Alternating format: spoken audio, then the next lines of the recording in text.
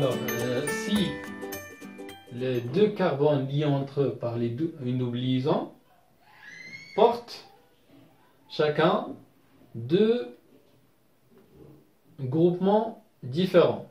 Hein, ici, le carbone porte un hydrogène et un groupement A. Alors ça, un carbone lié à un hydrogène et un groupement B. Alors on a deux possibilités pour cette molécule, pour représenter dans l'espace cette molécule. Alors soit je prends les deux hydrogènes du même côté de la double liaison, parce que ici dans ce cas pour les acènes, donc on aura une double liaison dont la rotation est impossible. Hein? Ça veut dire qu'on ne peut pas faire une rotation autour de la double liaison, alors que autour de la simple liaison, donc la molécule peut tourner autour de la simple liaison. Alors si la liaison est double, c'est impossible que, par exemple, cet hydrogène passe vers le bas et le B passe vers le haut sans qu'il y ait une certaine rupture de la liaison. Et lorsqu'on parle d'une rupture de la liaison, c'est une réaction chimique. Ça veut dire que ce composé-là, hein, où les hydrogènes sont du même côté de la double liaison, est différent, a des caractéristiques physiques chimiques différents de cette molécule. Hein. Dans ce cas, l'hydrogène se trouve de part et d'autre de la double liaison. Alors, si deux isomères sont des isomères, ou bien ce sont des stéréoisomères. Stéréo, ça veut dire l'espace. Hein, la disposition des atomes dans l'espace diffère d'une molécule à une autre. Ça, c'est l'isoméré noté Z. Ça, c'est l'isomère, bien sûr de la même molécule, c'est l'isomère E. Alors, on a deux types d'isomères. L'isomère Z, lorsque les deux atomes d'hydrogène se trouvent du même côté de la double liaison. L'isomère E, lorsque les deux atomes d'hydrogène se trouvent de part et d'autre de la molécule de la double liaison. D'accord? Alors, je vous propose un exemple. C'est par exemple le but de N. Un but de N. Alors, premièrement, on doit donner une formule semi-développée de cette molécule. D'accord? Alors, puisqu'il s'agit de but, ça veut dire que je dois représenter cette molécule avec 4 liaisons, ou bien 4 atomes de carbone. C. La double liaison est placée en position 2. 1, 2, ça veut dire que la double liaison se trouve entre le carbone numéro 2 et le carbone numéro 3, et je complète par les hydrogènes. CH3, CH3, ici un CH, un CH. Alors, vous voyez dans ce cas que les deux carbones qui sont liés entre eux par une liaison double portent deux groupements différents. Ici, le H et le CH3. Le H et le CH3. Donc, H différent de CH3. Ici, H différent de CH3.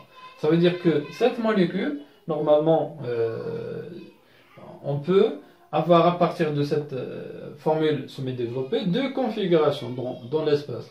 Deux dispositions des groupements dans l'espace. Alors, je propose une formule.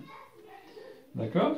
Alors, si je prends par exemple le H et le H ici, donc c'est deux hydrogènes, je peux mettre CH3 et les CH3 au-dessous.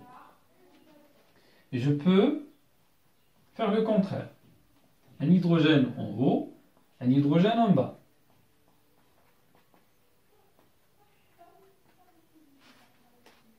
Alors, vous voyez que il s'agit toujours de but de N.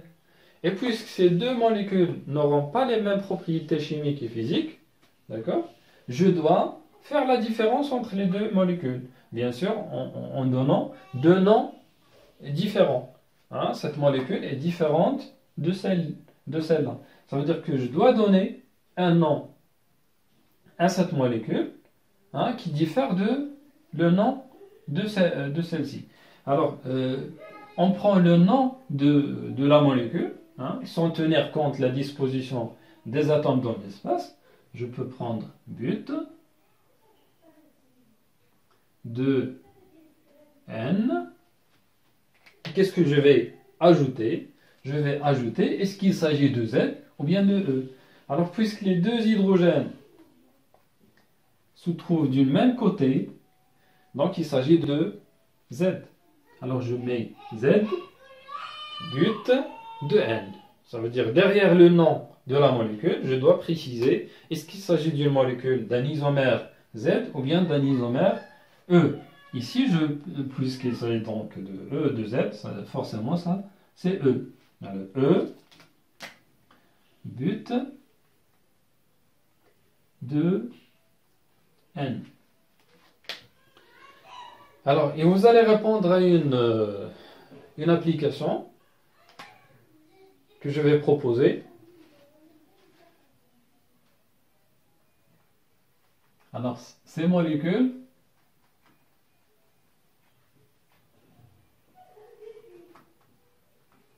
disposent-elles des stéréoisomères. D'accord? Ici, ça, on est dans la partie 3 de stéréoisomères.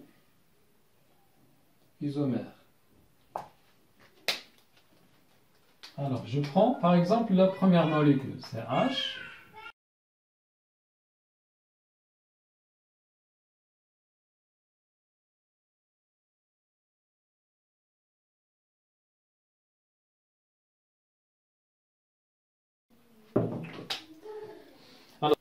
Alors, est-ce que ces molécules disposent des stéréoisomères?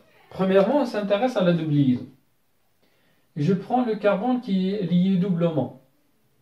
Et je cherche, est-ce que ce carbone est lié à deux groupements différents? Je prends celui-là. Donc ce carbone est lié à un hydrogène.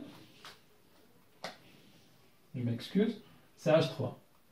Alors ce carbone est lié à deux groupements différents.